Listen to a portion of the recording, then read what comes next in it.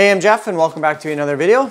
Got more plants, so let's open it up. Now to be fair, I only made the order for one plant, but I ended up getting, I think, 5. So yeah, I don't know. This is from Parkfolia. I have ordered from them now 2 times. She has a home-based tissue culture small business out of Edmonton, Alberta. So if you're in Canada and you want to check out some beautiful plants, go check out their website. So there is indeed 5 plants in the box. Now I'm going to open up this smaller one. This is what I made the order for. And I think this is the one. So I'm going to show you. It is in this little styrofoam, and I'm going to pull it out, and it is this little jar. This is the Philodendron Spiritus Sancti, and it is in tissue culture. So this is the tissue culture flask. Now Tessa, the owner of Parkfolia, does have kind of a tutorial on how to transition a tissue culture plant from the flask into whatever soil medium it is that you use, and she does have an acclimation kit, and it does obviously have the instructions and everything like that. So this is a little foreign to me. I'm definitely going to have to do a little bit more research and reading on how to properly transition this. I'm gonna have to go back and watch her video. Yeah, she has a lot of great content on Instagram and TikTok as well. So it's pretty cool how you can take a small little piece of plant tissue or plant cell and basically make an entirely new plant through the process of tissue culture. I know when you bring it home, one thing to inspect for is contamination in the container, so make sure that there's no mold inside the container. Then you know it is contaminated, but everything looks good so far with this one. I think it looks pretty neat. This looks like a little alien in a jar right now. So yeah, I may do a separate video on how I remove the tissue culture plant from the container and acclimate it in soil. Let me know down in the comment section if that is something that you'd be interested in seeing, but otherwise let's move on to the next one. Okay, the next plant, and I like that these aren't taped down with half a roll of tape. Just got a few little pieces, easy removal.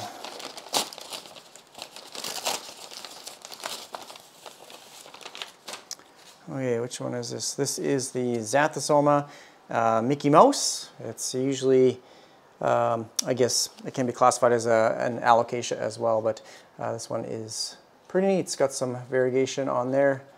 The leaf is kind of collapsed together, but yeah, it's just a nice looking kind of variegated Xanthosoma. I really don't know too much about this one, and I'm just looking at the plant. This is the first time I've ever seen it. I don't know, but it's the tip of the plant is kind of cupped. I don't know if you can see it. I don't know if that's the way it's supposed to be or not. I honestly just saw it on the website and I just ordered it. I thought it looked pretty cool. So yeah, I really don't know much about this one, but looks like something I'd like. So anyways, okay, let's move on to the other ones. This one's pretty cool. I'm a big fan of alocasias, colocaceas. I do have 2 other Xanthosomas, and yeah, this one's pretty cool. I don't know, this is supposed to look like a Mickey Mouse face or ears, but I don't know. I really didn't have any expectations of this one. I just saw some pretty cool pictures online, saw it on her website, decided to order it. I think it was pretty cheap. It was like 15 bucks or something like that. So yeah, we'll see how this one grows, and I'll have to do a little bit of research seeing if the end of the leaf is supposed to be kind of cupped or coned like that. So I'm not too sure if that's normal. I guess I should have done a little bit more research before I put this on my video, but I will definitely provide some updates down the road. Okay, this next one I can kind of see through the little plastic container here, and I'm super excited for this one. Okay, this beauty right here is the Alocasia Dragon's Breath, or I think the actual name is Heterophylla. This one is a super cool alocasia. It gets these very pointy lobes, as well as I guess the bottom of the leaf here as well. It looks super dramatic. I do have quite a few alocasias right now, anthuriums and philodendrons. This is just a smaller 2-leafed little plant, but I can't wait till this one gets much larger leaves. Like, they can get fairly large. You can find the alocasia, or if you're into alocasias, and you can find the dragon's breath. Beautiful, beautiful plant. when it's in its mature form. Yeah, everything looks awesome on this. There's no blemishes or anything like that. It looks absolutely perfect, and it looks like it's in that fluval stratum and perlite mixture. So yeah, this one's awesome. I'm really happy about that. I just opened the package as I was walking over to the plant table here.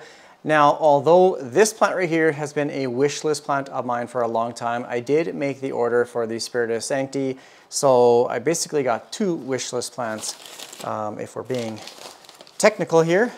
Okay. I am so happy I finally have a variegated Alocasia fradique. Beautiful. This has been, like I said, a wish list plant of mine for a long time. I do have just the regular green fradique. They're actually all from propagations.